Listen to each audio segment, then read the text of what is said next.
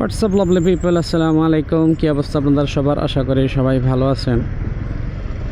আজকের ভিডিওটা হয়েছে আপনার অনেকেই দেখলাম যে বাইক টাইক মেনটেনেন্স বলতে কিছুই বোঝে না, যে বাইক কিনবো আর চালাবো, মেনটেনেন্সটা আবার কী জিনিস। তো এই জিনিসটাই আজকে আপনাদের সাথে একটু শেয়ার করার জন্য আসলাম। তো বাইক যারা ইউজ করেন বা যারা চালান, বাইকের জন্য মেনটেনেন্সটা যে কত বড় একটা জিনিস, এটা আপনারা হইতে পারে যে নতুন বাইক কিনলে প্রথম কয়েকদিন বাইকের নতুন সব কিছুই নতুন আছে, মোটামুটি কয়েকদিন ভালোই চলে, কিন্তু মেনটেনেন্স যদি না করেন, যে একটা লং লাস্টিংয়ের যে ব্যাপারটা আছে, আপনার বাইক কিন্তু বেশি দিন লং লাস্টিং হবে না।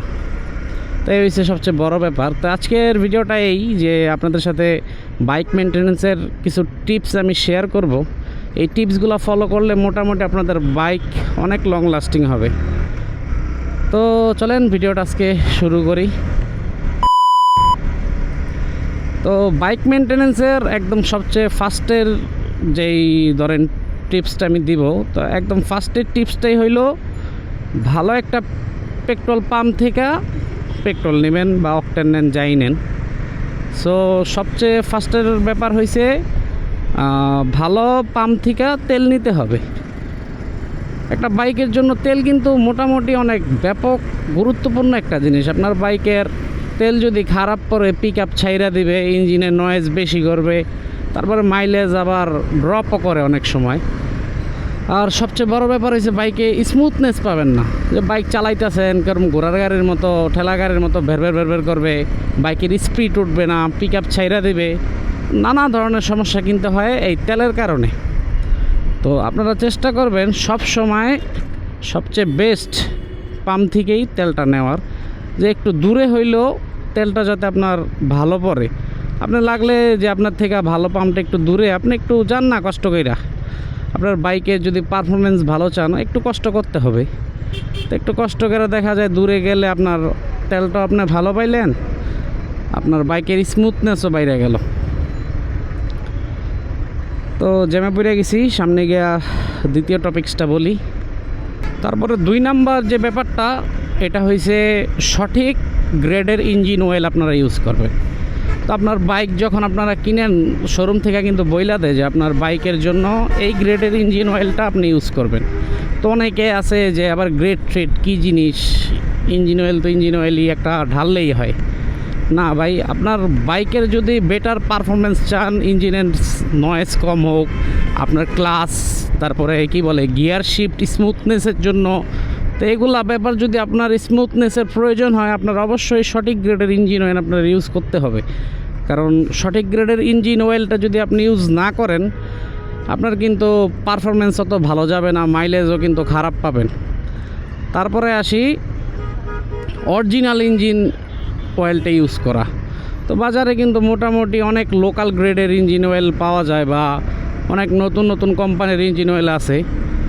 তো ওইগুলো না কিনে আপনারা ধরেন ভালো মানের কোনো অথরাইজ ডিলার থেকে ইঞ্জিন অয়েলটা কেনার চেষ্টা করবেন, তাহলে আর ধরেন ডুপ্লিকেটের ব্যাপারটা কিন্তু হয় না। আর বাইকের জন্য যদি আপনি ডুপ্লিকেট ইঞ্জিন অয়েল ইউজ করেন, তাহলে আপনার ইঞ্জিন কিন্তু বেশি দিন লাস্টিং করবে না।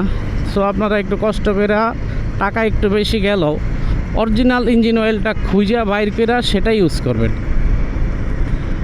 তারপরে যদি আসি নির্দিষ্ট কিলোমিটার পর পর ইঞ্জিন অয়েল চেঞ্জ করা।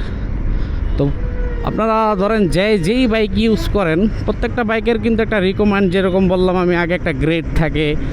তারপরে আপনার কত গ্রেডের ইঞ্জিন অয়েল ইউজ করতেছেন, সিনথেটিক করতেছেন, মিনারেল করতেছেন না সেমি সিনথেটিক করতেছেন, আপনারা যেটাই ইউজ করেন, তো প্রত্যেকটা ইঞ্জিন অয়েলের কিন্তু একটা টাইম আছে যে এত কিলো পর এই ইঞ্জিন অয়েলটা চেঞ্জ করা লাগবে। আমি এরকমও মানুষ দেখছি, ধরেন মিনারেল ইঞ্জিন অয়েল বাইকে ঢাইলা 3000 4000 কিলো চালায়, যে চলে তো চালাই ভাই, চললেই হইব, তাহলে তো সয়াবিন তেল দাও, গাড়ি চালাইতে পারেন, আপনার ইঞ্জিন অয়েল ঢালার তো কোনো দরকার নাই। একটা মিনারেল ইঞ্জিন অয়েল দিয়ে আপনি 1200 1500 বা 1700 চালান ম্যাক্সিমাম, এর বেশি ইউজ করেন না। চালালে তো চালানো যায়, কিন্তু একটা বাইকের ধরেন এই ইঞ্জিন অয়েলটা চলতে চলতে যে পড়ছে, এই পোড়াটা যখন আস্তে আস্তে আরও কালা হয়ে যাবে, তখন কিন্তু আপনার পিস্টনের ভিতরে গিয়ে ময়লাটা জমা যায়। সো তার কারণে আপনার আবার আরেকটা ব্যাপার হয়েছে, এটার ভিতরে একটা ভিসকোসিটি থাকে। তো এই ভিসকোসিটিটা যদি আপনার টেম্পারটা ধরেন সাপোজ একটা মোবাইলের 1500 কিলোমিটার পর এটা চেঞ্জ করা লাগবে, তো আপনার 1700 বা 1800 হয়ে গেছে, তো 1500 কিলো পর কিন্তু এটার ভিসকোসিটিটা অলরেডি নষ্ট হয়ে গেছে। যার কারণে আপনার এটা যদি এই মোবাইল যদি আপনারা আরও ইউজ করেন, তাহলে কিন্তু তখন আপনার ওই পিস্টন বলেন, ক্লাচের যে বাটি বলেন, প্লেট বলেন, তো এগুলা কিন্তু মোটামুটি ঘষা খায়। তো এই ভিসকোসিটিটার কারণেই কিন্তু মেইনলি ওই মানে যে পিচ্ছিল যে ভাবটা, এটার কারণে ইঞ্জিনটা ক্ষয় হইতে পারে না। কিন্তু যখন নির্দিষ্ট টাইমটা ওভার হয়ে যায়, তারপরে গিয়ে দেখা যায় ইঞ্জিনগুলো ক্ষয় হইতে থাকে।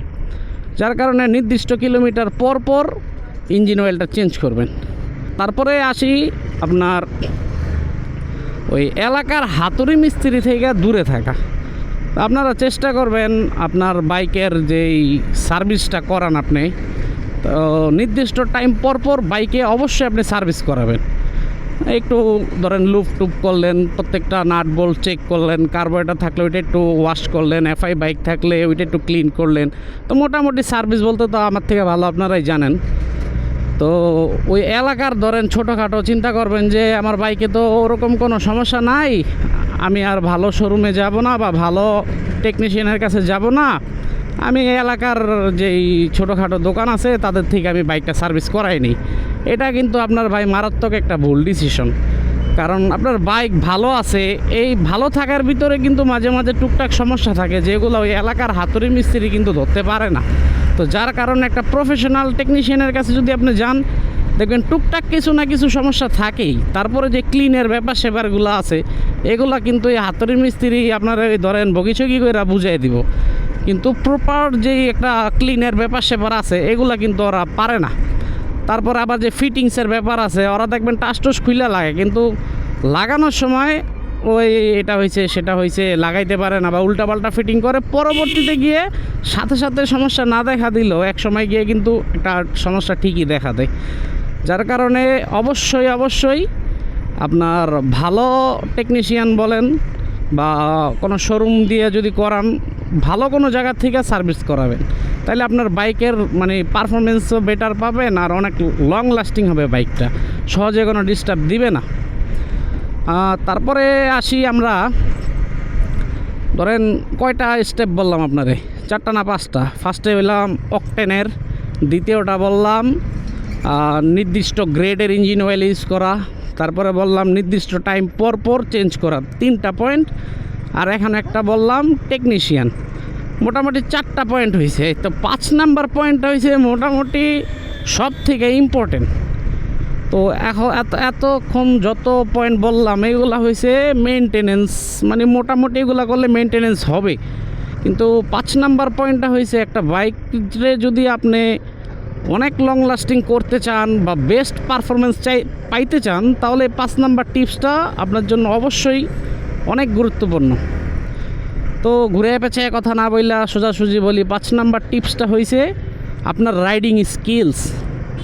সো আপনারা যারা ধরেন বাইক চালানো শিখছেন, তো অনেকেই আছে এই যে গিয়ার শিফট করতে পারেন না ভালোভাবে এক্সেলারেশন করতে পারেন না, আজাইরা পিক আপ মারেন, তারপরে গিয়ে গিয়ার বেশি ফালাইয়া জোরে পিক আপ মারেন, তো এগুলা ঠিক না। তো একটা বাইক থেকে যদি আপনি ভালো পারফরমেন্স পাইতে চান, আপনাকে অবশ্যই ভালো রাইডার হতে হবে।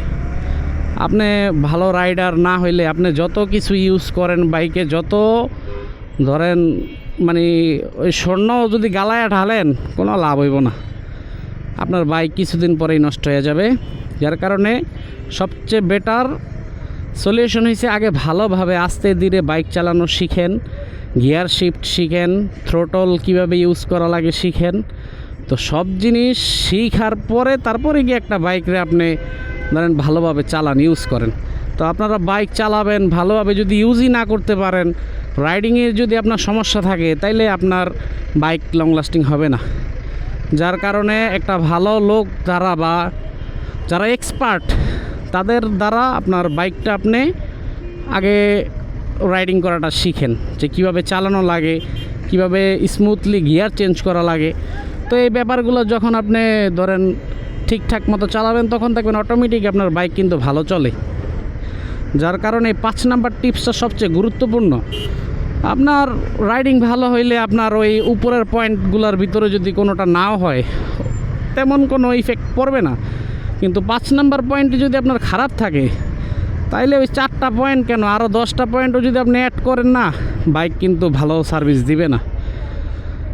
যার কারণে এই আমার সাজেশন যে ভালো রাইডিং স্কিলস শিখেন, ভালো রাইডার হন, দেন গিয়ে আপনি মোটামুটি উপরের পয়েন্টগুলো মাইনা বাইক চালান।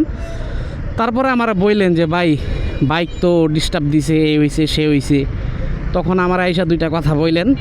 তো ফার্স্টেই এই টিপসগুলো ফলো করেন, বাইক চালান, ইনশাল্লাহ আপনাদের সব সমস্যার সমাধান হয়ে যাবে।